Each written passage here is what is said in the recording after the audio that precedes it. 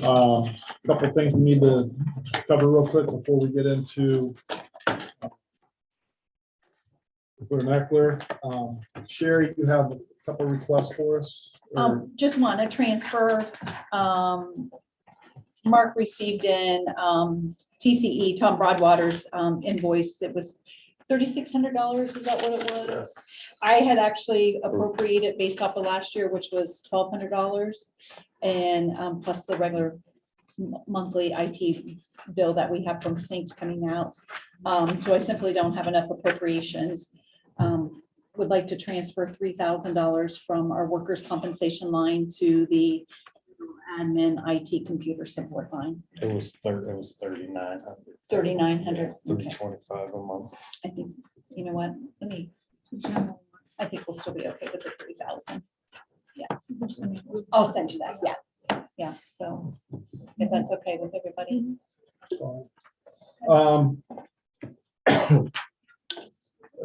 The other thing,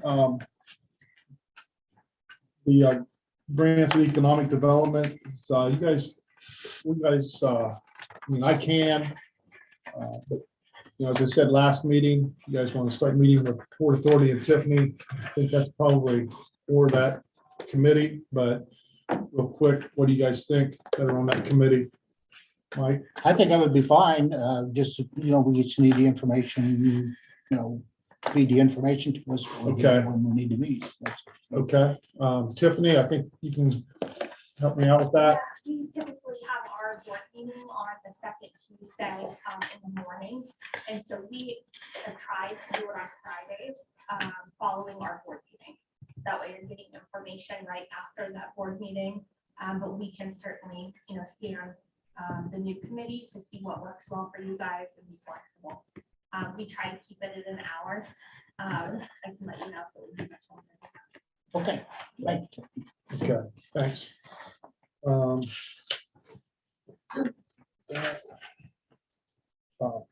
An ordinance tonight, we have, let's see. We're going to start with the first reading, ordinance 1222 with the water rates. And also an ordinance that Chief Dre would like to have passed is 1122 to buy the property on 647 Poplar Street. So we'll need to pass that. Have everybody here except for. No, that's fine. We have everybody here except for Glenn, so we should be okay to pass that. Okay. So is anybody, Yeah, the one about the chemicals, if we could pass that in 2 readings tonight, so I can go ahead and get the newspaper ads out. I can put it out for bid. The water 1020, yeah, 1022. I believe that's Yeah, it's at correct. the second reading. So you want it passed? If we could, that goes quite up against the running out stage in June, so. I don't think we'll have much public input on. We're buying a line on those. Anything else from the ordinance committee? Tom, is there, we already agreed at a price to purchase the property on Poplar Street? Yeah, I spoke with Bob about it. He said it's fine to go ahead because Max would just be signing the, authorize him to sign the documents after everything's settled. All right, It's 35,000 in the ordinance, I believe. It was the last property we need there to complete that project. There's a problem with the purchase, but that doesn't mean we can't go forward with the ordinance tonight. okay. Is there a lien or something on it? Tom, you have anything else? Roger? Mid drink. I still may have some questions on the water and sewer rates, but I'll let that ride for a while. I did listen to the meeting on my way to Columbus last time, so I did hear the discussion and Dave's explanation. But I still might have a couple questions, but that's not going to stop us from going to a reading. Anybody else have anything? I do. Okay.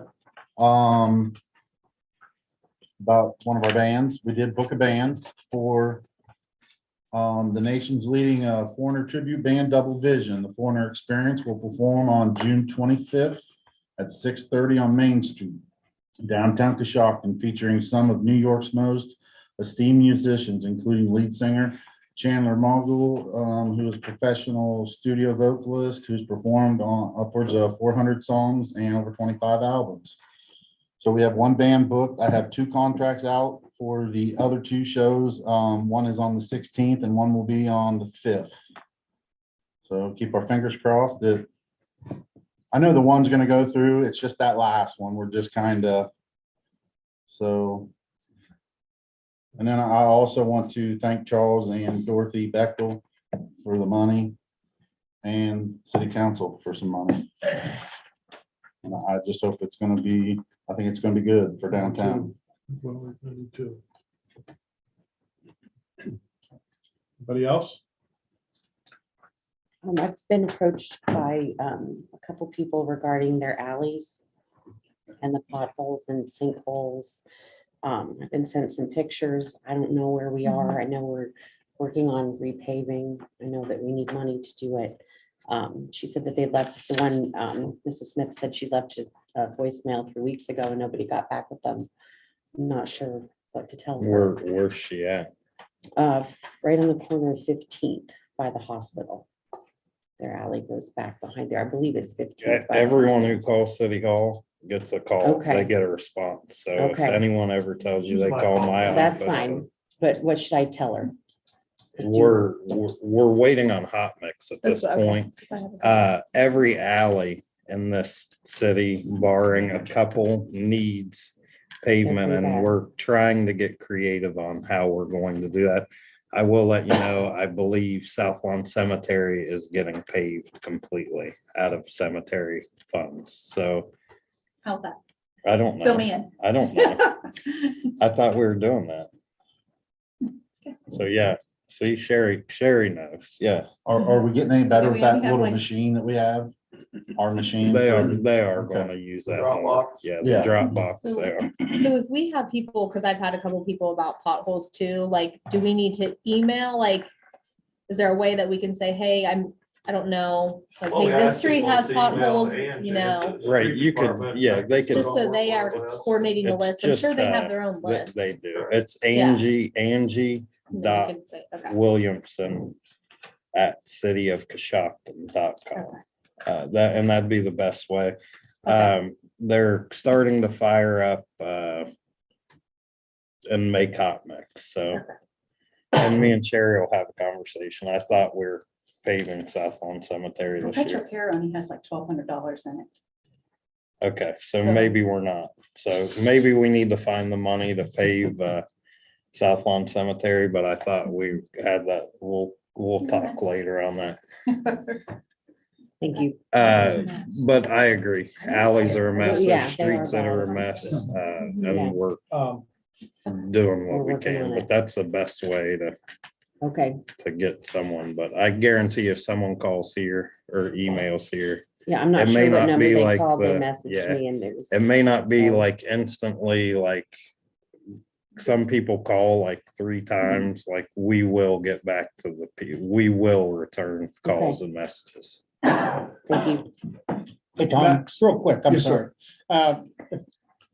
Really appreciate the North 8th Street and the Grandview, Northview 9th Street project with the water lines. You're doing a great job. And the neighbors all noticed that Mayor Mills and Max were down through there. They were actually on foot walking and taking a look at that. Restoration's going really good and y'all ought to look at that. It's been a tremendous project. These guys were out there when it was bitter cold and snow and so, but you guys doing down through didn't go unnoticed, so we appreciate Right, that. Neighbors appreciate that. Good. We are out, even when it's cold. I know Yeah. on social media, I just ride around during the I just summertime, see you but yeah, downstairs. yeah, I just sit behind that desk. Yeah. Max, is there any follow-up to Buena Vista, to the 2 people that were here? I just want to, Yeah. I drove down through there the other night when we had the Dollar Toad Strangler. And I did not see, usually I'm based off where Ed Dickerson's limestone gets pushed down into his driveway or not. I did not see that at that time, although Kevin told me, yes, it did happen again. So the repairs that we've made so far up at the top of 541 has not solved that problem. So. There was a lot of limestone out on Cambridge Road on the hill, across both lanes a lot. Yeah, coming out of that driveway. Coming down Cambridge Road after that rain, I don't know how far it washed down in Buena Vista, but it was a lot on the road. And we got a lot of rain here in a Yeah. short period of time. So it's just a project that's ongoing. But we did get the spring, the natural spring actually piped, if anybody's been up through there, we dug the ditch out, Okay, piped that spring down into that ditch, into the catch basin. all right. Kevin did say something about putting in a different type of catch basin that he thought it may have. Kevin, sorry. I- For him to call. I think what happens is it gets clogged at that driveway and then that just blows straight across Cambridge Road and into the back. What it looks like. Plus, there's gotta be natural springs in those backyards. Right. And it's a problem as well. It's not off the table as far as. I didn't think so. I just Project. totally bring it up. Just to see where we're Well, at. you live up there, you know what it's like coming down through there. Yep, I had water 5 feet up, but beyond my fire hydrant, the yard where that plugged up at the end of Forest Hill. I could not find that drain to save my butt, and it ended up actually flooding that entire bottom down there. The water just couldn't get away, but just start storming downhill. I've seen other places where they very, the work we've done out there with like it made some major improvements since it was not flooding, so. Some things we get right. That's kind of one of, it's kind of like paving alleys. It's everywhere. I mean, it's been years of. So. I did have a Nothing. couple of. Are you have time for me to talk about? Always have time for you, Max. Just, Angie put out a thing on social media, cemetery cleanup. For all 4 cemeteries, it's April 4th through the 8th. If there's stuff that you want to keep, get it out of there now, because after the 8th, we'll be going through and trashing anything that's left over preparing for Memorial Day. Cleanup day for Coshocton's April 9th, 8:30 to 11:30. Talked about 10/22. If anybody had any questions on resolution 222, that's what we pass every year to get into the salt program. So we get that tonight. And for Chad, and Tom, we met Friday on the stage requirements for electrical. And I'm playing phone tag with Dilshire Park right now, so they did return my call, so I'll see if I can get a hold of them tomorrow. Just so anybody confused, we got some stuff from ODOT, not to be confused with the 4-lane project. It has to do with the paving of 16 out here, all the way down to Dresden. So that'll be starting this year, and that actually goes to 2024. They started, so. Just didn't want people to get confused when they talk about paving that, it's something different from the 4-lane project. And I've heard people already say that's what they're doing instead of going the 4 lane, so we need to make sure we're continuing to put that out there. It needs paved. I think they're like tearing it out. Yeah. Completely in Like sections. one Full lane depth is gonna, Yeah. you're gonna have to go 60. That's what's taking Like, so long. Yes. right.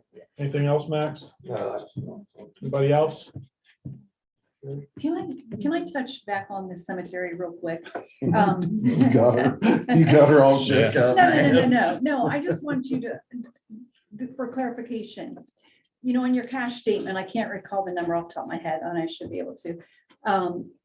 Down towards the bottom of it, we have the cemetery endowment fund.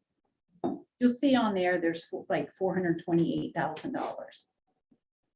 The interest, that principal can never be spent. The principal earned off of that money goes into the 206 perpetual care fund. So that's where the interest goes into, and that's the money that we can spend. So we all know what the interest rates are doing. And several years ago, when we would sell a lot, $100 would go into the endowment fund. We stopped doing that because our general fund was hurting. We weren't earning any interest. So we were thinking, well, it's $100 more per sale that the general fund can use. So that's where, you know, Kevin and I have talked before. And I've asked him, give me a ballpark, because there could be a couple ways, but to use that, I actually have law director opinions prior to Bob being law director, maybe even 1 cent for him, that you cannot use the principal on it. Now, if there would be something that the fund would ever be dissolved, that would take court. From how I understand it, it would take court order to go for a judge to say that you could dissolve that fund. So right now, that principle's there. Could we explore borrowing, getting a loan from that fund? I don't know if we can borrow from an endowment fund. Can we But just if dissolve so- it and pay the cemetery? If so, what? I said, can we dissolve it and pay the cemetery? I The don't, purpose of having the endowment fund there is so Right, that he has to right. continue to care for it even after we're Right. long done with putting. it's money that people donated for endowment, for it to always be there. So I just wanted to clarify, if you're looking at your cash statement, you see, Yeah. well, what's this 428,000 cemetery endowment? That's what it That's is. that's the principle saying there. Okay, No, and that's what we talked about exploring on, if we could do that, to use that money, but maybe that's not half what of we it. said. We Right. said we were gonna do it. All right. We're gonna get creative and do it, Sherry, that's what I said. Well, Creative. we were will get you supposed to, our last involved. meeting, committee meeting, we're supposed to have Brickler and Eckler. I can't remember, somebody sent me an email, and said that they didn't have the questions. Didn't have enough time to have all the questions answered, so we just postponed it. So we could get them, if they're on here. They're not on here. And so I don't know if there was a miscommunication. I confirmed with Rob McCarthy at Bricker and Eckler that the 28th was okay, that they had received your question and questions, and Jennifer Flint was going to be here to present. However, I'm not sure what's happened. I've called Rob McCarthy and said, hey, I'm noticing that no one's here to present. The two that we have joining us is Jeanette Wiersbecky. She's the executive director of Omega, which is our local development district, and then Jason Hammond, and Hammond is our consulting. But Bricker and Eckler was going to kind of provide the list of questions that you guys had. So they are not here I tonight. thought they were supposed to be here. I did too. And I'm not sure. That was when Max and I were on there, they said that they were going to be here to answer these questions. Yeah, the conference call, right, that we had together. Yep, And so I'm not sure what's happened and why they're not here, but I will follow up with them tomorrow morning and find out what happened and But they may be Yeah. coming at 7 for the council meeting instead of this meeting. no, we really kind of talked through the process and that 5:30 was the time and that we were going to try to do this in a few meetings. Because ultimately, we wanted you to have all of the information from Bricker and Eckler before Hammond presented his report that broke everything down. So I do apologize. It looks like you guys have got more time for your committee meeting. the plan different, if I'd have known it. Yeah, yeah. We're gonna sit here and stare at each other. for an hour. I'll talk for the next 45 minutes. I'm not feeling well. Well, you're gonna feel even worse after listening If to you me have any talk for questions, I'm 45 happy minutes. to answer. I can give you a little bit of an update of Port Authority activities of the last couple of weeks if you'd like, but. You know my two usual questions, so Yes, we have spoke with Shay. We've sent more properties to him. We don't have a date back for when he would like to come here. But there was another recent property that we thought he might take interest in. Give me your other question. theater downtown. We are still waiting on the EDA grants. However, I was in attendance in Washington DC at the NATO DDAA conference last 2 weeks ago, I guess. And there was staff from EDA there. So we were able to kind of talk with them a little bit. We also have since updated our project application to explain that we submitted it before the Intel announcement. And so of course, with the announcement of Intel, that should certainly be considered. What we've been told is there's a humongous backlog of EDA applications. And so we are still waiting, but in the meantime, we are still working on programming. Last week I was at Marshall University and I toured their business incubator there for their students, walked through some policies and procedures. So we're doing all the work that we can without the money at this point. So I still think that should be one of the #1 projects for downtown. board. I think for what Chad's doing, I think it's very important Yeah. for all the things that, what you're trying to get rolling. Absolutely. Again, if anyone would like tours of that, please let me know. I'm happy to open it up. We can continue to kind of talk and work through what that looks like. We're looking at additional grant funding for the theater portion, but we'd really like to get the front portion secured and kind of moving along before we go that route. Jeanette, where's Becky? She is on the call here, but she did a fantastic job at the conference of presenting not one, but two projects that are really important to Coshocton. The first is the collaborative. The second one was the Columbus to Pittsburgh corridor. And we were in a room full of legislative staff.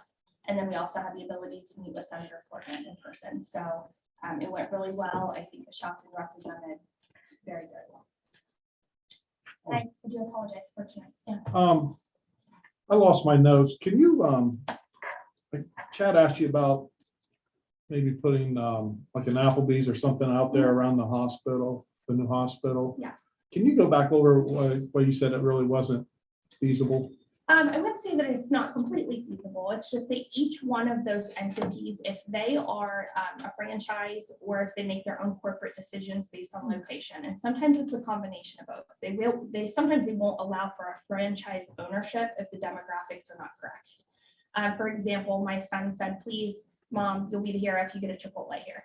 After various attempts of trying to talk with Chipotle, their answer simply was, your population's not great enough and your median household income doesn't meet the level that we're looking for.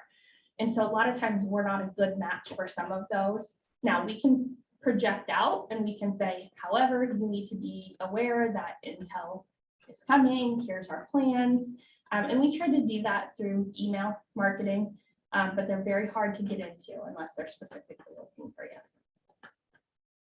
No, there are a lot of traffic studies, population, median income. Yeah. There's a lot of factors. Yeah. They spend a lot of money to say, here's where we're gonna go. Absolutely. Yeah, there's a reason why Wendy's went back on Second Street and up there by Walgreens. Yeah.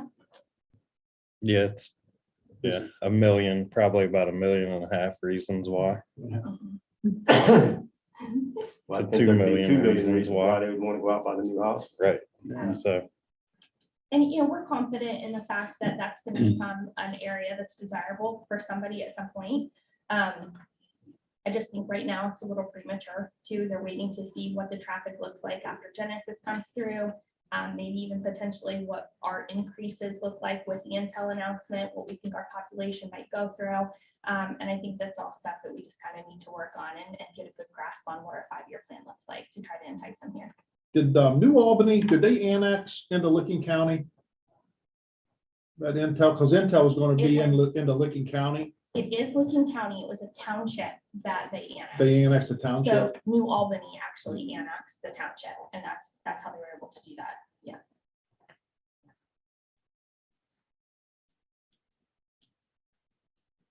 Anything else? Tiffany, historically, has there been much interest in the CRA? No, our first real, and this is just while I've been here, the first real interest came with ITM. We kind of talked to ITM through the process a little bit. We then talked with the Hossmans a little bit about their project.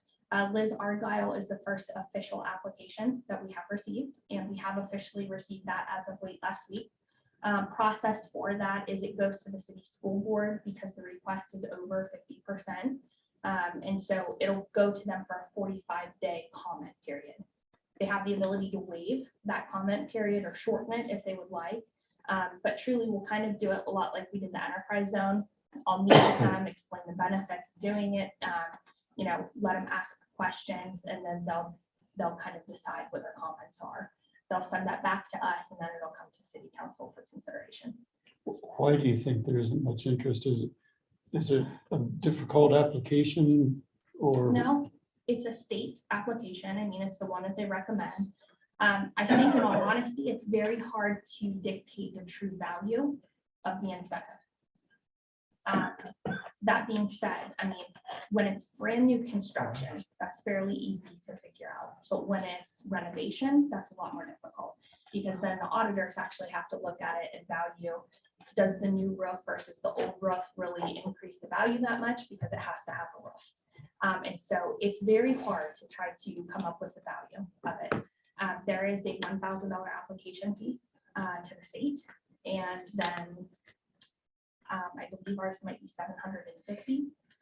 The Port Authority has the ability to waive ours. The state will not waive theirs.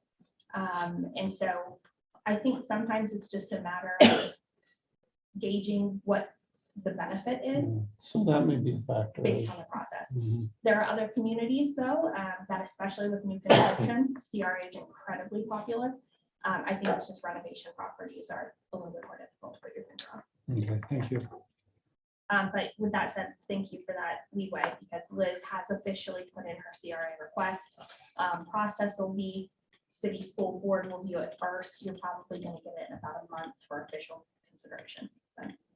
And I can email that, whoever needs it to you. And we actually have talked with Tiffany about expanding the CRA Yeah. area. The complexity becomes who manages the CRA process as far as who What does goes out CRA and stand looks. for? Community, Reinvestment yeah, area. reinvestment area. Reinvestment area. But a lot of communities are doing that for housing. And so they can look at this for if there's a new subdivision where they're trying to entice the developer in, they can entice that with, basically abating those lots. We can also apply a pilot on those. So instead of it being 100% abatement clear across the board, there's usually a pretty hefty concern for the schools when it comes to that. And so how do we work with the schools to make sure that they get the money that they need to continue operation? But we can do a pilot. with that, the schools are not losing current value. No. They're waiting on Right. improved value. So Like, to say me, delaying So they're not right, losing money. to me, right, they're not, they're delaying. Mm-hmm. They're not losing, they're Yeah. delaying. That's And I it. will So, say, when we presented them with the MFM opportunity, especially with the retention that went along with that, they very much understood that and were supportive of Right. passing that. A CRA is a lot like an enterprise zone. And so I believe that they would be supportive of that if they believed that it was gonna 10 years or 12 years down the road really pay off.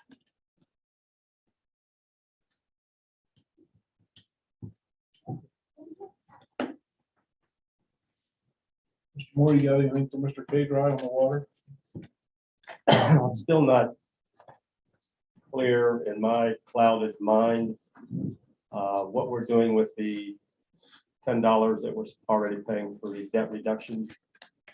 What's going to happen to that? Yeah, I said I listened to everything, but I'm still not clear on. The $10 debt reduction will remain on until, let's say, late 23, early 24, when it expires. And then, it will stop being collected as a debt reduction fee. So it's going to go away from, it goes completely away. At the same time it goes away, it's proposed that we, at that 24 timeframe, add a fee on it to create the stormwater utility that's needed. But the debt reduction from the water perspective goes away entirely. So if I'm projecting out with the numbers you gave us, I was out over 7 years, is that right?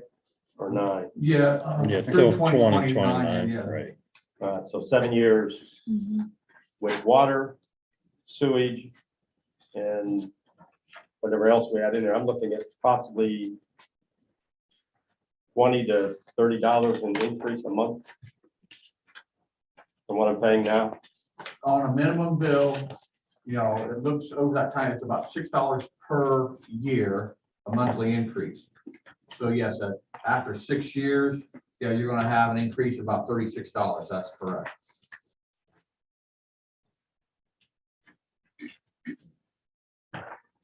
Well, I guess the question that I'm getting, I still don't know how to answer it.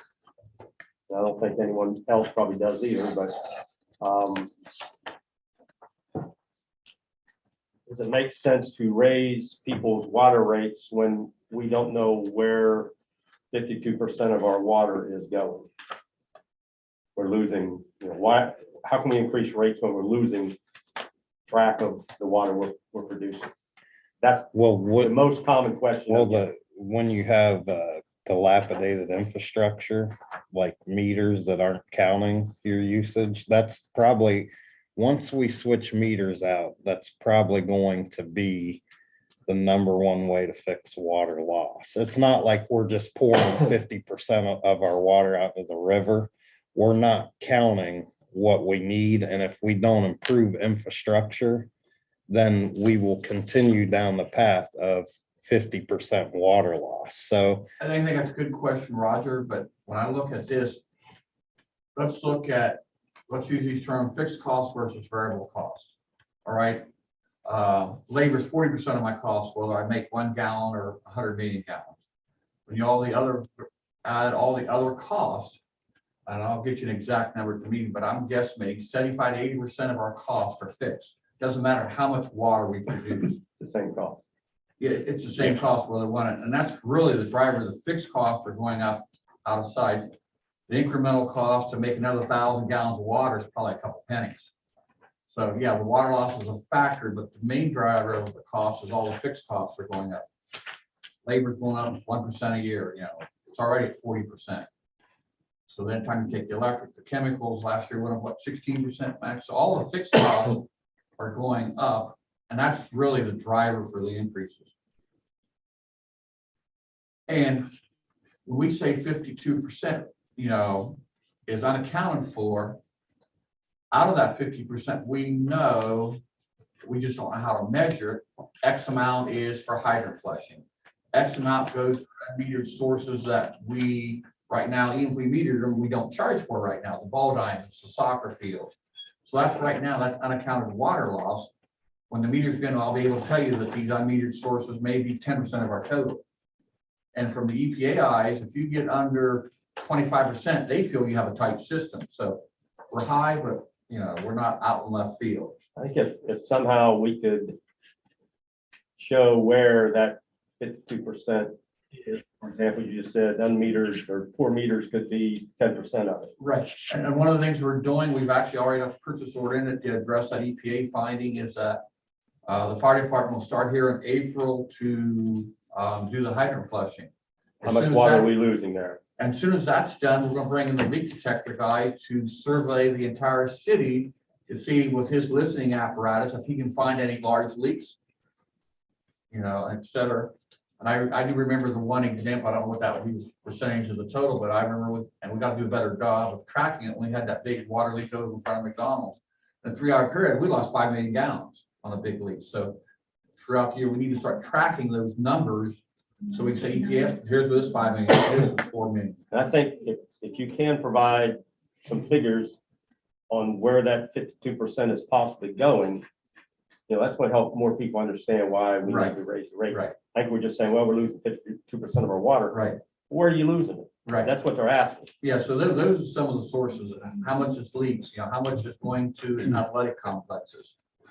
We're trying to qualify that. I think if you could maybe break that down to the best of your ability, I know you're not going to get it to the I can provide you a list of sources that would affect that number. At least it gives you, hey, there's hydrant flushing, there's leaks, there's, ball fields, ball diamonds, just we can look at those issues. Meter losses is part of them. right, I had a conversation with the mayor of Logan, Ohio, and they had the same issue, and they went in and put all new meters in, and it changed it overnight. So I think, like Dave said, you can lose 90% of your water, but your cost to produce that water is still the same. So it's not like we're throwing away half of our product and we can reduce staffing, or the fixed cost is the fixed cost. So I just think the more evidence we can I present think that's a to good the point, Roger. public. We'll try to give you some no, I information of agree. that. I agree. And also I will try actually to summarize more of what the fixed cost is, what the variable costs are, and where these unmetered sources go, to give more information. And that's what we're here for, to give more information to the residents to help them. I know there's agreements out there with ball fields, for example, some ball fields getting free water because of one reason or another. And, I'm not opposed to that. I just think we need to be able to explain. I think the more information that we can get out to the public, the better this will go over, especially all like the whole plan that you have, you know, where Right. the money is going to go. This is why we need it. I think it'll be better. That's also, you know, it's in this month's report, I actually give you some more information there, what the summaries were. And I'll use this example. I was surprised that if you take our #1 user in terms of volume and go down 25 customers, and he's 1% of that larger, it drops off that quickly. So what it says is how many small users we have. We don't have 10 or 15 users using 90%. It's all these small users. Because I think, you know, the large user used like 15 million cubic feet during the measurement period.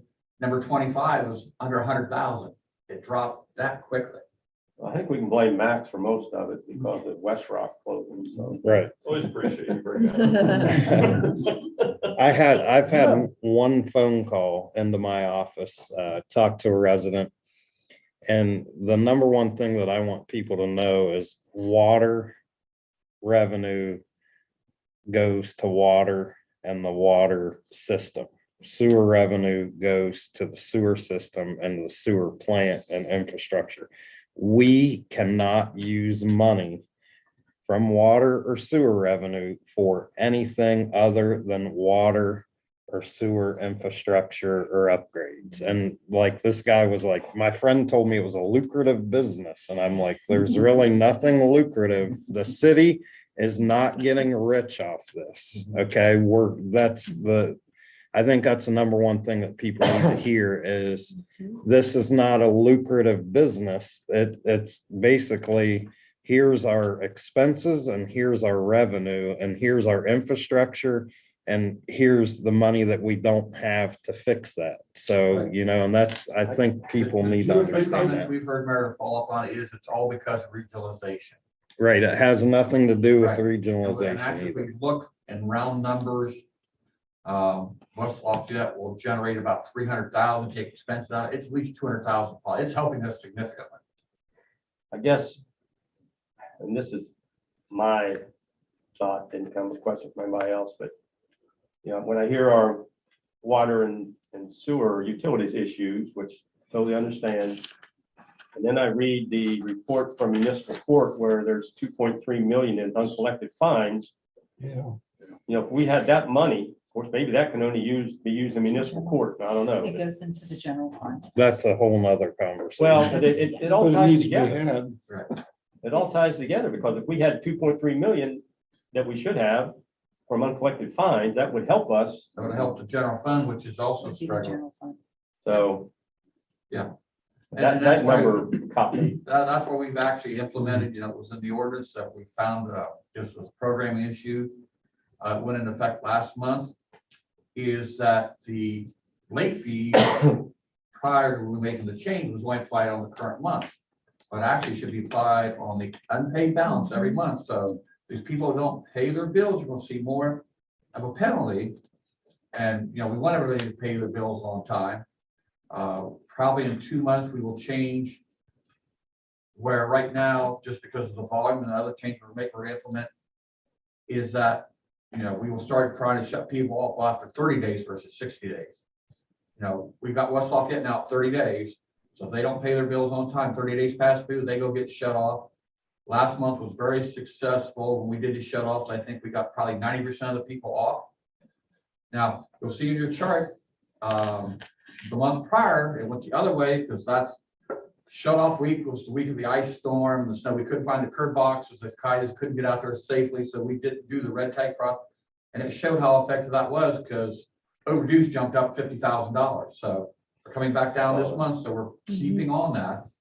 So it's just something that we got to continue to work on. Also, you know, as we talked about, you know, Bob Sullivan's out here. We got a couple of properties somebody's deceased. So we're working on the lien process of the event for year. So we're trying to collect every penny we can, help reduce this. That's something we need to look at. That we do look at almost every week is where, who's late, who's not late, you know, and try to go after people that owe us money. I don't think legally, it was an idea of mine to post those and you can't by law. I would love to post who's late, like They can do on that with our taxes. Facebook Do with page. the taxes, yeah. It's not legal, right? I don't think it I is. don't remember ever. I getting don't- that question. I swear you told me, I swear. Mark, you asked. about Attorney taxes. Mills. Taxes you can't, okay. So maybe water bills we can, so look out Coshocton, you might be Facebook famous. Or, So, so when you do, go ahead, Tom. no, go ahead. So again, like when you, this all gets started, you're just gonna do an area of the city for the meters at a time? What the meter plan will be is, we run right now 2 different metering softwares. And then they're actually holding us hostage because we had an issue that their software went obsolete. And we needed repair, and the only way they do the repair is we spent $7,500 by the upgrade, and then they charge us $87 to fix the old one. The same way with the hardware, it's a $50,000, which we're limited about. So we want to get that system out of the way first. So which means what we call, it's called the Itron radio reads. We've got about 1,000 of those. I've talked to the meter supplier, again, there's a shortage and everything else, but if we can get parts coming in, radios and what we call touch pads, 300 or 400 a month, which they think they can do, starting about August, which is about realistic with our timing, time we pass the ordinance, get all our other paperwork in a row, do the bidding and everything else. They feel then they can start supplying us stuff a little bit a month. We asked for all 5,000 one time, he told me it'd be 2024 we get it, so that's not acceptable from what we're doing. So we'll probably do it by type, and then probably what you said, what we'll do it, we have what we call books. In other words, that may be this street and that street, do it by books. And once we cross that off the list, the meter reader will have to pick one house here and one house there. We'll try to get it by meter routes. So the total cost of, that you showed us on meter replacement, that's just for here within the city, the 5,000 and some. Right. West Lafayette is already 100% done. That's what I thought, yeah.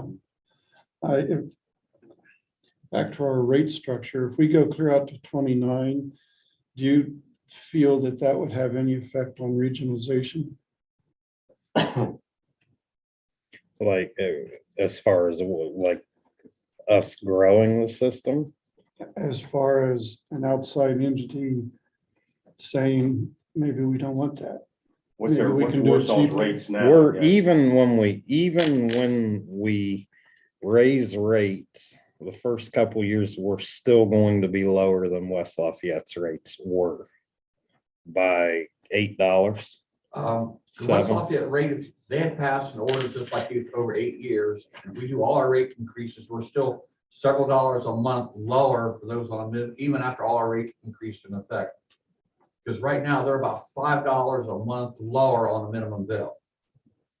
So they gotta get that caught up. We're still right. We're still low, even raising the rates, we're still lower than West Lafayette. What about Warsaw, so Warsaw has not kept up with raising rates over the years, so they will pay increase, it will be more. Plus there will be a debt reduction That- on yeah, that's the only way that Warsaw project to is make financially it cash flow positive. Right. Because back to the question, Warsaw right now, I think they're like high end is like only $2 a thousand. That's why they have no money, to pay their bills. They got like $10,000 in their cash reserve. Because they're so low and they realize the rate increases already to start recovering that. Because they're at the point they can't even cover expenses anymore. Right. To me, I'd like to see, that's why I want it on an increase every year. When you wait 4 or 5 years, you're 20, 30, 40% behind. You have to catch that up. And that's why I kind of want to go and just do it yearly. That way it's not, let's talk about it, then let's forget about it for 4 years and say, because in the last 4 years, when we didn't raise water rates, all of our costs continued to increase, which ate away at our water fund. Things kind of went by the wayside as far as maintenance. So now things cost more than they did 4 years ago. We still need to fix the things that were there that we didn't spend money on, plus all of our fixed costs increase. And to me, I know no one wants a water rate increase. I don't either. But I also can't watch the city go bankrupt in our water and sewer departments because we don't make exceptions or change So- rates to cover that cost. What you're suggesting is we would vote on this every year, an increase every year. No, As the way opposed it's, to- the way it's spelled out now, kind of the next 7 years are spelled out. So when you get, year 5, it should be, every year it should be looked at to make sure we're covering costs because our numbers are, what do you have figured, 3% inflation? I got 5%. 5% inflation, we're probably at 10%. Next year, it could be 15% inflation. So we're going to be low, based on inflation, and we need to look at it, but you can't not raise, you can't watch things in business or government. You can't watch everything around you, the price of it go up and say like, we don't want to make people mad. Well, are you going to be more mad when you turn the faucet on and you don't have any water because our infrastructure crumbled? Or are you going to be mad because you paid $6 more a month? Everything goes up. So I don't But know. Roger, I think So- you're right. We need to look at this every month, as the mayor said, to see, okay, are we still gaining, how did the cost? Because this cost may went up 10%, this one down 4%, what's labor doing? And see if we're still getting the projects done that we need to. It needs to be looked at every year and have these type discussions. Are we voting on it as a whole and then examining it each year to make sure what we've done is Yeah, in line? yeah, Or yeah. if it was too much, do we stick with that current increase for that year and just stay solid? The Or way it's written right now, you're voting on it as a whole, if you understand, you'll look at that every okay, year. well, that's, I just read the way that was the resolution or the ordinance is stated. We'll Doesn't really, it just says we'll Roll. establish water and sewer rates for the city of Coshocton. call him rollback Roger, Right, that's the thing. right when he But then rolls you it look at back. It says, see, exhibit 3, when you got sections 1 and 2, they're laid out there through 2029. I just want to make sure everybody Yeah. understands I'm what not we're getting doing. something here. Okay. When does the debt reduction roll off? Late 23, is that right, Sherry? All right, so that's $10 basically decrease. Right. Okay, so that's gonna just roll off and then, but. So when you're saying it's a $26 increase over 7 years, is that what you're saying? The highest it goes is what, $6 in 2029. It's about a $5 to $6 increase Yes. a month. So, but it goes down $10 in there, right? But water and sewer are going up. Right, the rates The are rate going up. is going up. That's what I And don't understand. We're saying water and sewer is going down, but we're also projecting in the minimum monthly bill, that trash will be going up, stormwater will be going up. Mhm. All right. Yeah, you can actually have this as an extra cost. Right now, we're not charging anything for stormwater. Quarter. 25. We're not charging anything. Right, yeah, we're not generating anything. And that's gonna fix a lot of our infrastructure, our drainage, like what's going on. It's just like I do. Everything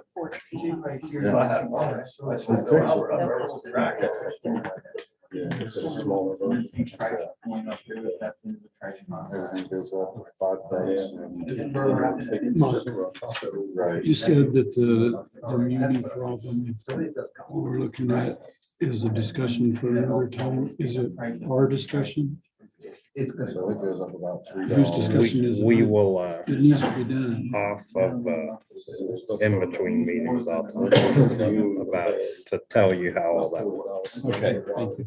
Because you'll be like, I see why it is the way, yeah, I'll explain it. Okay, thank you. Dave, I had some questions. You probably have two about the valve that's leaking on Hickory Street. Yes, Yeah. we cannot isolate that. The stem's broken, so water can make sense. So they're coming in actually tomorrow.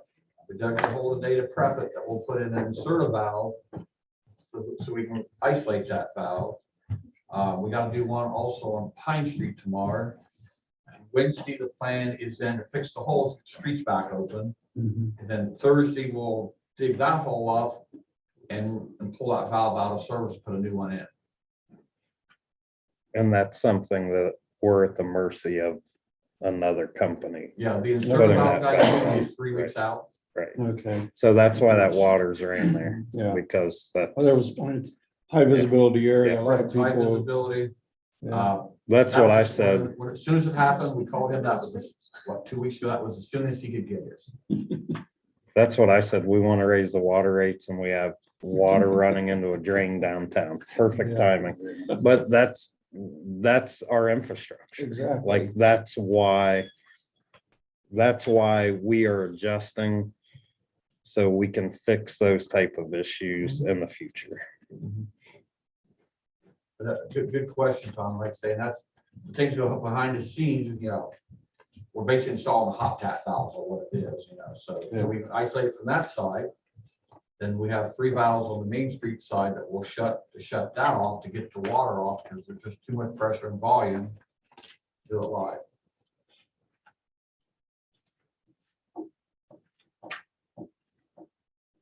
Which requires 2 holes in the brand new street, about 4 by 6, and Yeah. Why wouldn't it happen on the brand new street, right? Max, how's Roscoe Village coming? I saw him over there today with the railroad ties. Still working on it. Quick process, obviously. You know, our manual labor. Right. So I don't see any reason why we won't be done, ready to go for paving season.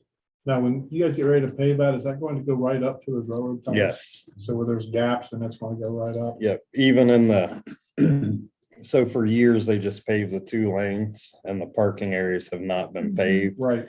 It will be paved from curb to curb everywhere, all the way through Roscoe Village. Mill 5 to 6 inches off the center, so you won't have that big. Looks pretty good right now. But the city's not doing the sidewalks, correct?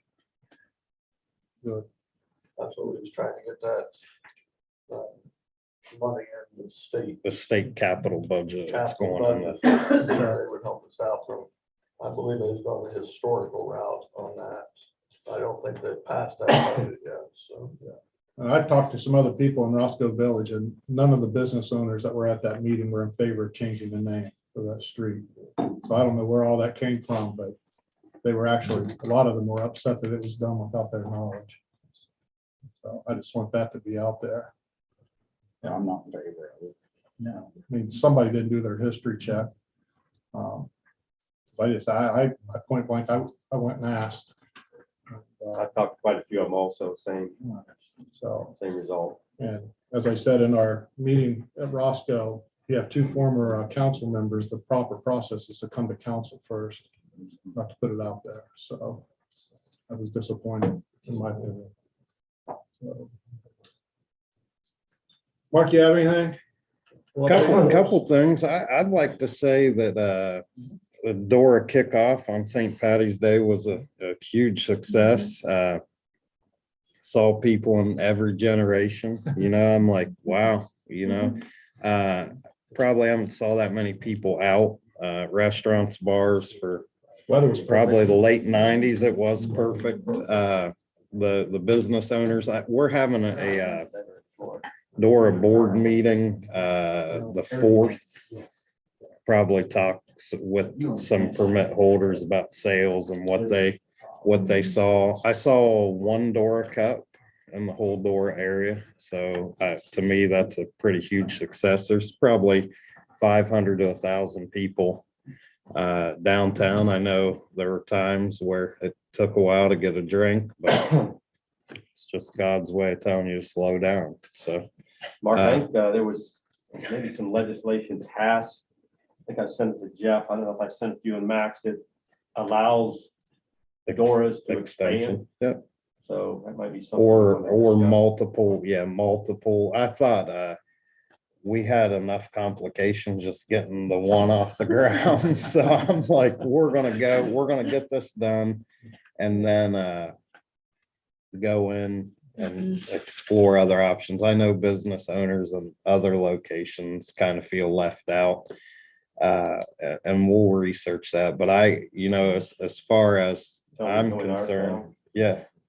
yeah. So as far as I'm concerned, Dora was a success, appreciated just seeing everyone out. Like you said, Tom, the weather couldn't have been any better.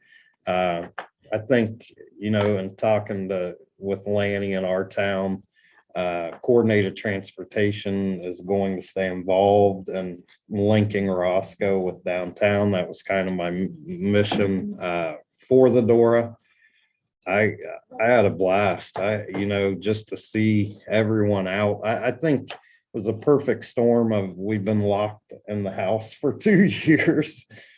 The weather and just getting, I think everyone was ready for it. And I'm glad, and we just asked, clean up your mess and, leave no trace and have fun. But we did not have any issues with littering or anything like that. yeah, so it was, I think we have another meeting on April 4th. Yeah. of the Dora committee. So Yep. do a critique and all Yeah, today we had a 4-lane alliance meeting with Tiffany's on that meeting, Jeanette Wiersbecky, Nick Hummerkhausen, Ed Lumen with Ohio Southeast, SPP was on that. Ohio Municipal League was on that as the call as well. Actually, State Representative Kevin Miller was here with me on that in that meeting, and just getting the ball rolling and trying to figure out strategy on where we go. I think Ed said he's been working on this 12 years. So there's a lot of studies, feasibility studies.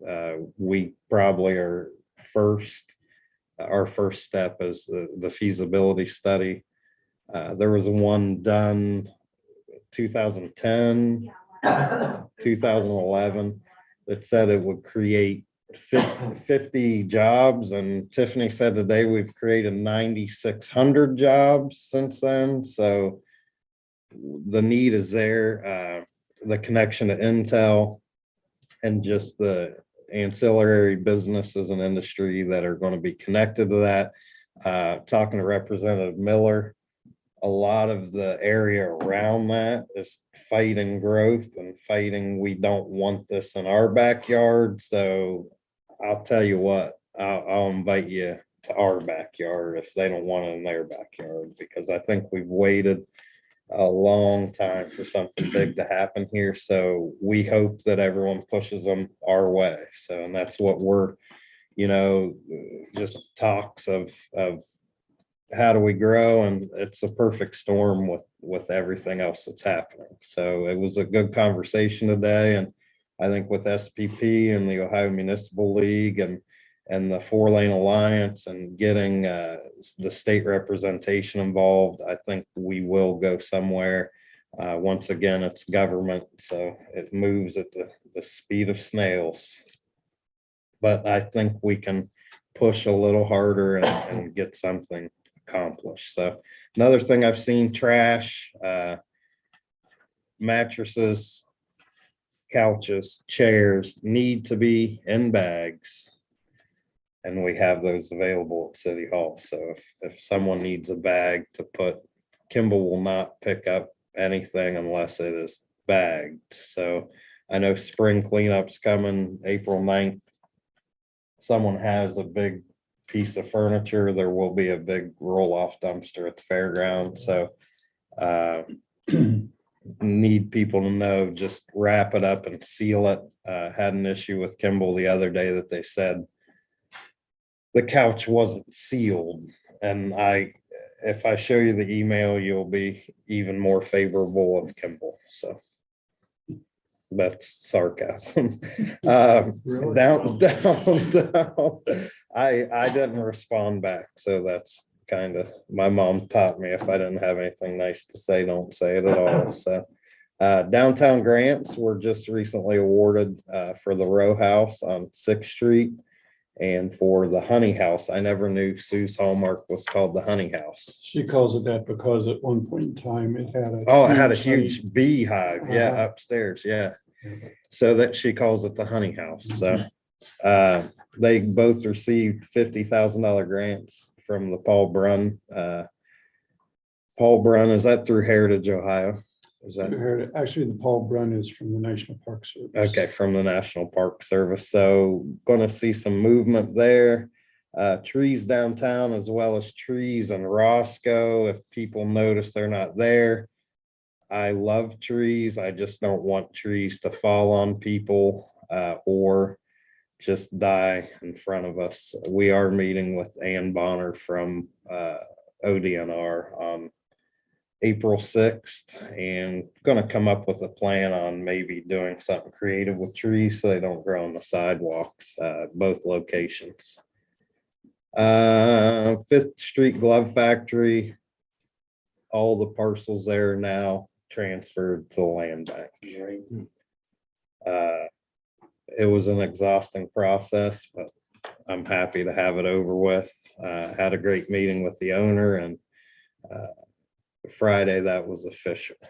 And want to also congratulate our cover model of the 2022 Visitors Guide, Sherry Kirkpatrick. I got the proof today, emailed, and Greg, I really think he needed a chain wallet, but I think he looks fine without the chain wallet, but I think it would have just made the picture. I was thinking that when I looked at it today. So any questions anyone has, and we are working on other issues behind the scenes that I don't wish to make public at this time, but they'll be exciting. Not to keep you in suspense, it's just part of the job. Like, Anybody have anything for Mark? About 10 minutes max. Do you have anything else? I don't know, Tiff, you still there? Kind of working with Tiffany, putting some numbers together on Main Street, so she can go after some potential grant dollars for the lighting, getting the lights installed. You know, we got $83,000 out of the CDBG grant, so it was leftover money from this year's projects that they're being bid out right now, but we don't have the install money, and we obviously don't have the money for the replacement of the brick, or we'd like to put stamped concrete in. And so you want to talk about your. Yeah, I actually have a meeting tomorrow with Katie Faber. She's with Ohio Southeast, and she's leading the program for Opportunity Appalachia. And they have a downtown focus with that. It's going to be partial technical assistance, but we're trying to wrap it. It's not like any grants that they've awarded before. But I think that with what the $83,000 match for lighting, if we say it's for safety, and if we talk about the bricks and maybe do some handicap accessibility, especially with Genesis on Main Street, we've seen too many times wheelchairs having to go down too close to the cars because they can't get up on the sidewalk. And the mayor never said anything about Genesis not being able to do that initially. I just want that on the record. Okay. So we're going to try to tie it together as a program. So Matt's actually working on getting some estimates so that we can present a potential grant for that Opportunity Appalachia and see where we go. We're hopeful. I did call Tracy Haynes too, so we could get the mobility management part of things, because that certainly helps our application. So hopefully we'll pull something off there. We are also working, our town has proposed new street signage on the arms of the traffic lights, like a historic downtown, and then have their logo possibly, and then street signage.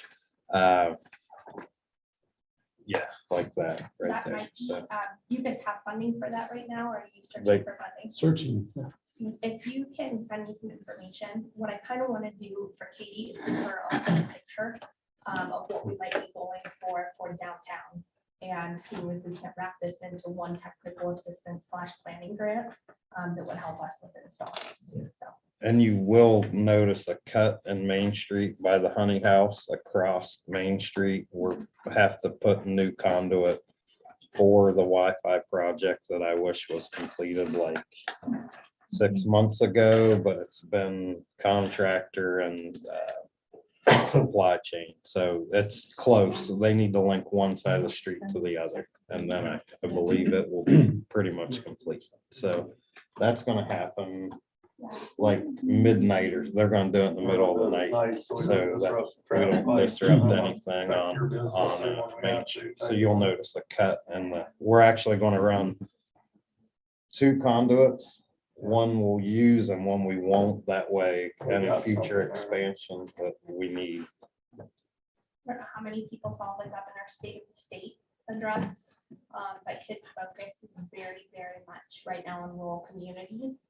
And he also talked about downtowns. And so we're gonna try to capitalize on that as much as we can. Jeff, you have anything? Had contact from Advanced Tire and Audio out of County Road 6. They've been doing probably the lion's share of the work on UTVs as far as getting turn signals put on boards and getting the street legal for us. They asked if the city would consider allowing them to also sell our permits out there for them to do the inspections and sell the tags. Money can back us. I talked to Sherry and we kind of thought that's the decision council needs to make, if they want that tax, because they're wanting to add a fee for doing that away from the premises. You know, they're saying, well, we're open on the weekends, we're open at night, so people that can't get into you during the day, Monday through Friday, would be able to get them on the weekends.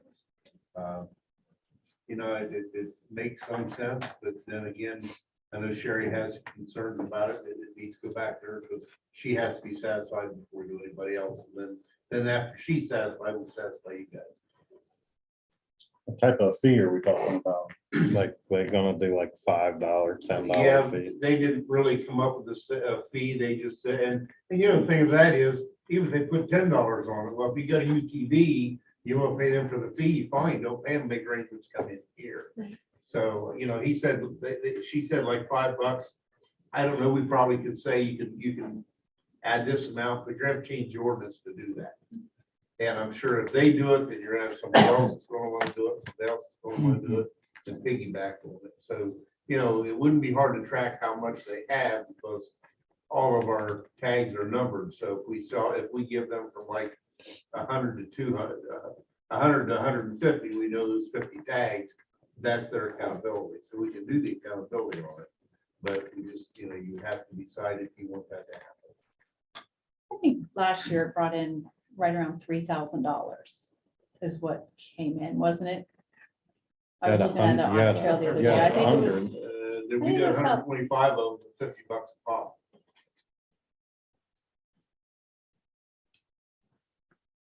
Somebody do the math. I keep my 10 key, yeah. Hanover math. Was it 6,000? Yeah. 6250. If you would choose to do that, they would have to be bonded through our insurance agents. Our liability. Yeah, and I'm They'd have sure to be they would bonded through do, that. I mean, if they want to do it, it's what steps you want to take to do it. You know, to me, if we can create more revenue, I mean, we can try it. I think it's good for the weekend thing. Right. You know, people coming in from out of town, but But people have to get their license for, tickets and, or, Yeah. isn't the B&B only open during Monday Well, through Friday? but that's not an issue. They can go down there, you know, they're open longer hours than what City Hall is. They don't have to have any inspection down there. They just take their title down and get their state tag. Once they have that, then their issue is they have to bring it to us to physically be inspected the first time. The second time, all you need to show is proof of insurance. It's the same VIN number, same vehicle. They just renew like you do a car tag. But initial, we have to have eyeballs on it. And, you know, if they work Monday through Friday and they get off at 4 o'clock, City Hall closes at 4, they can't get here to get it inspected. And it's caused some issues a few times, not that many, but you know, I don't know how many more we could have had if they had the ability to go somewhere and get it done. I mean, and like you said, they can either choose to go there and pay the extra fee to them or wait here or make arrangements here. Who's taking care of it here now? Jeff's Jeff's doing. Bob, Bob. If they come in on Friday, I'm doing it. Bob, Bob's doing the lion's share of it. And, you know, it's Me everywhere. too. You walk out to make sure they got all the required, equipment, make sure they got proof of insurance, It's a checklist. and it's done. I've got, they've got a checklist to follow, and it's done. It's easy to do, and then we recorded the VIN number off the vehicle, or the license plate number off the vehicle and their information, and then our tag number, that way if I'm in the truck and I see one that I don't know if it's tagged or not, I can get the big license plate number, cross-reference it on my computer and know if they have a tag or not, the city tag. Jeff, where are we on the campers? Getting any results? on it? Campers, as I said in the last meeting, let's talk after. And then has anyone given any more thought on the portable potty that we have that we're not using, that maybe would help when you have 1,000 people downtown for events? We gotta have it. Yeah, we're gonna have to have. it. That thing's been sitting for probably. The biggest longer thing, than that. the biggest thing we've had, 19. right, not pulling it out, COVID, because you have to, we want a permanent, we want a permanent where you can hook it up to water and sewer instead of cleaning the tank out, and especially with COVID, we did not pull it out because we didn't want to expose anyone to anything. But that kind of defeats the purpose of having a portable unit. I mean, Roscoe can't use it. I think that's If it's what the permanent here. foundation wanted to donate the money That's, for, that to was the make it original portable. intent. Yeah, not to Yeah. be a permanent structure someplace. No, think I'm that's why not we saying it donated has the to money be for it. permanent somewhere. I'm saying that the sewer and the water, I don't want to fill a tank up when we can drain the sewer into the sewer and have a water hookup. And we don't have that as far as I'm concerned downtown or in Roscoe at this point. Yeah, I don't know how it's set up, but I kind of envisioned it'd be like a camper. You just take it to a dumping station and I don't know. I've Do we know how much it'll hold? I got the specs on, it's 400 gallons of water, I don't know what the sewage is. It's set up either way. We Right, need you to have the quick connects for permanent as well as just like a self-contained camper, if you had it set up, Yeah. hayfield someplace. It's gonna be antiquated before we start using it. It still looks good. No, it's been the Should look like new. building. It's been the building. Realize that. We need to adjourn, go to the council for public hearing.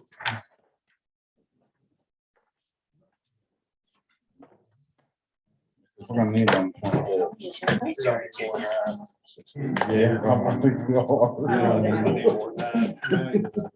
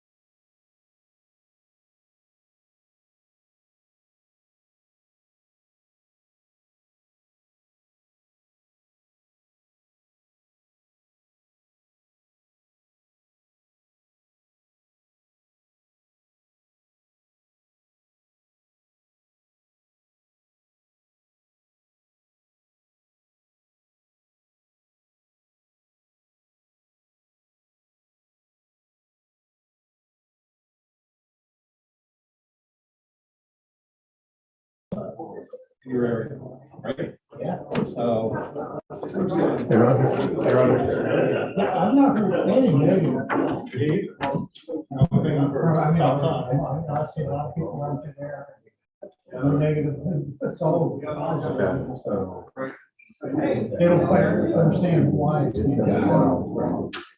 But they know, they don't know the details. Yeah, I mean, we got 65. So hopefully we get that one right first. We're getting- Yeah.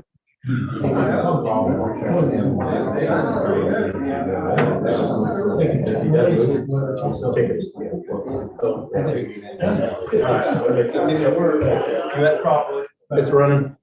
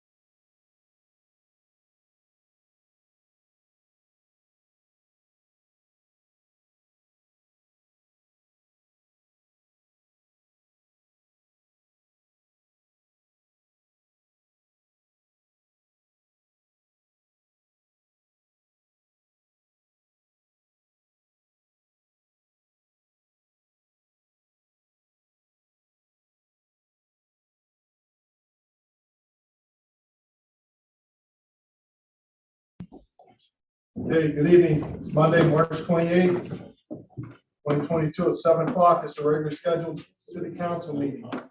Clerk, please call the roll. Andrews. Here. Barcroft. Here. Gross. Here. Johnson. Here. Moore. Here. Turner. Here. Need a motion to excuse Lynn Mishler. So moved. Second. Seconded. Clerk, please call the roll. Andrews. Yes. Barcroft. Yes. Gross. Yes. Johnson. Yes. Moore. Yes. Turner. Yes. Please stand for the pledge.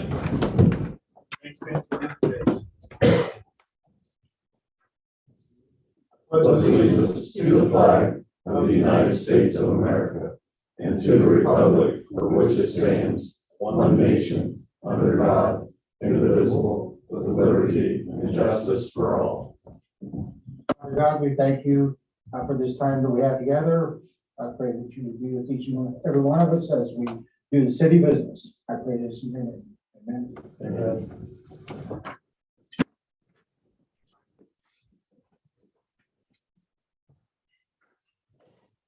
Council emailed the minutes from March 14th.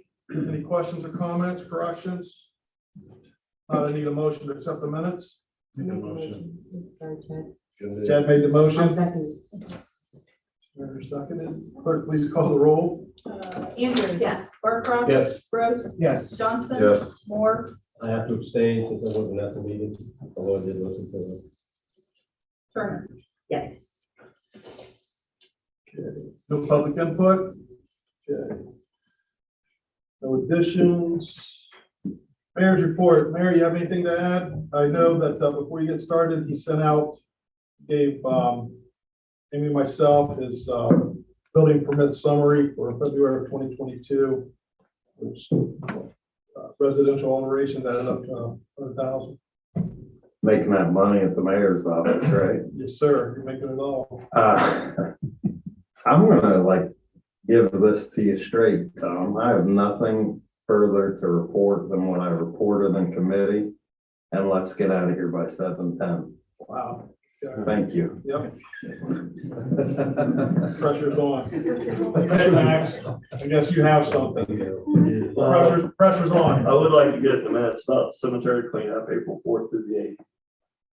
And also the cleanup day is April 9th, from 8:30 to 11:30, sponsored by the city and United Way. Free t-shirts for the first 50. We will have work areas signed as best we can. Did ask in committee if we could get 2 readings on ordinance 1022, just so we can get it advertised now for bid. I guess that's it. Unless you have questions. Any questions?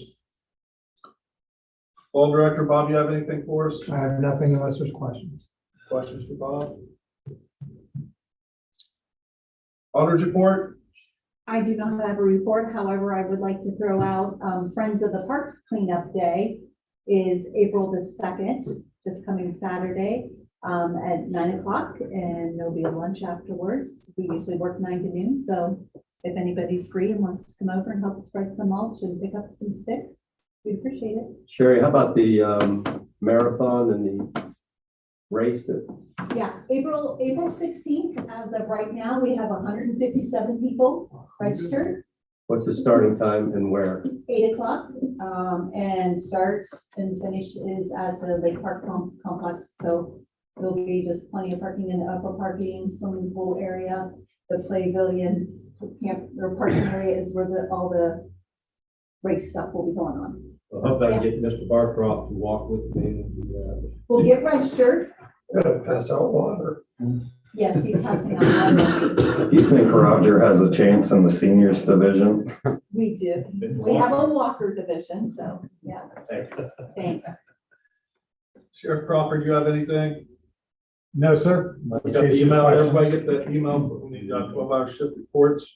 Okay. Jeff, you have anything to add? Nothing further. Or, I do have a question. Okay. We want to start getting reports from you at the end of the month like we were before. Should be getting them through the sheriff.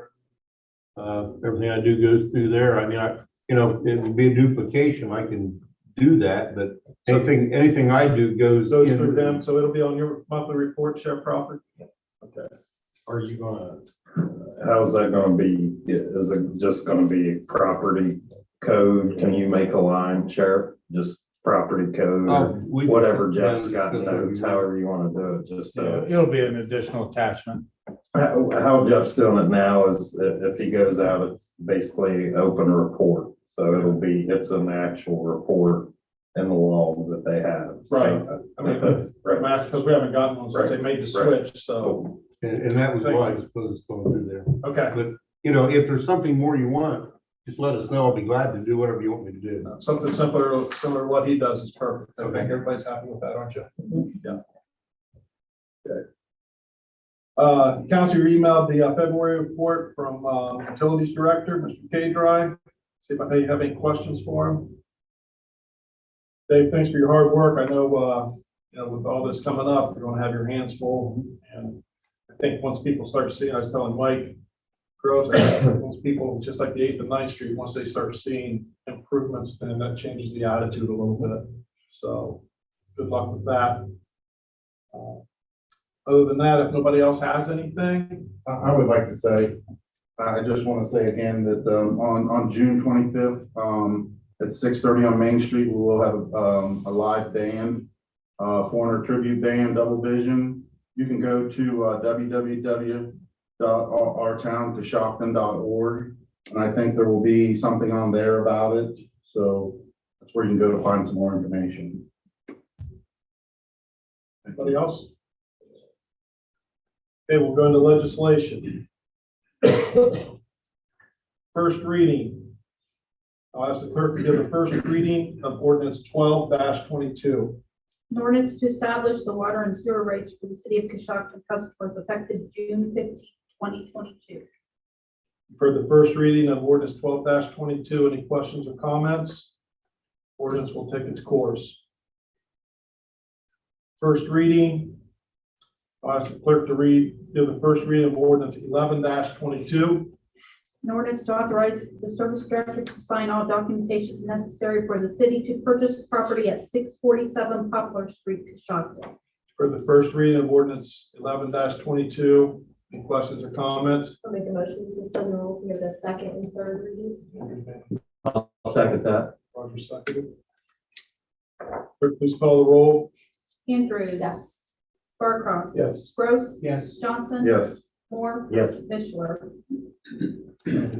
Turner. Yes. Clerk, please give the second reading of ordinance 11-22. In ordinance authorizing the service director to sign all documentation necessary for the city to purchase property at 647 Poplar Street, Coshocton, Ohio. Clerk, please give the third reading of ordinance 11-22. An ordinance authorizing the service director to sign all documents necessary for the city to purchase property at 647 Poplar Street, Coshocton, Ohio.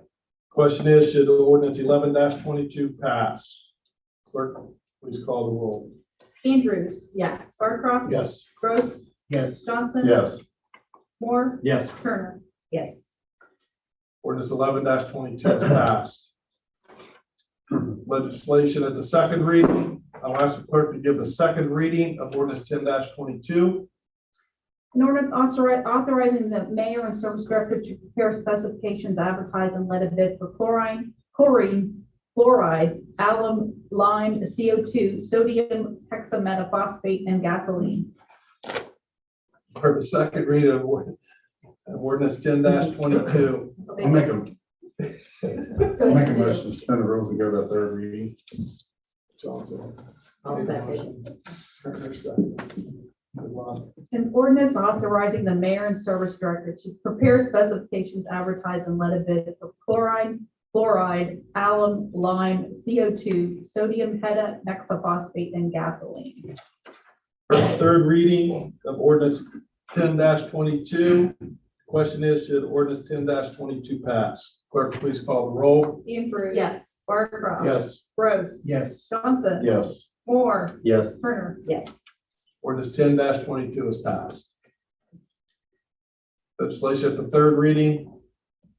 Clerk, please give the third reading of ordinance 8-22. And ordinance to amend parts 15 Fire Prevention Code, chapters 1505 local standards.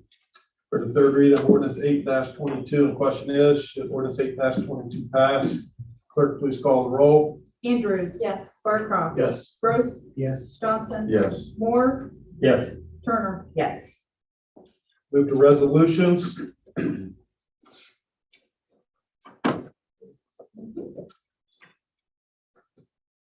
Resolution 1-22, clerk, please give the reading.